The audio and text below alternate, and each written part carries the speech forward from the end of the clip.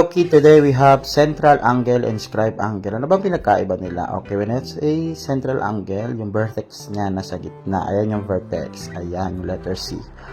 On the other hand, yung scribe angle naman, yung vertex niya, yung nasa arc din ng circle, which is yung letter D. Ayan yung vertex. So, when it comes naman sa kanilang measurement, yung angle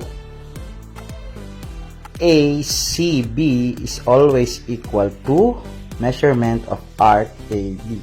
So, ibig sabihin, kung ano man yung measurement ng angle dito sa loob, which is 40 degree, ganun din ang measurement niyan sa arc AB. Lagi silang equal. On the other hand, sa inscribed angle naman, ang measurement ng angle FDE is equal to measurement of arc FE divided by 2. So, ibig sabihin kalahati.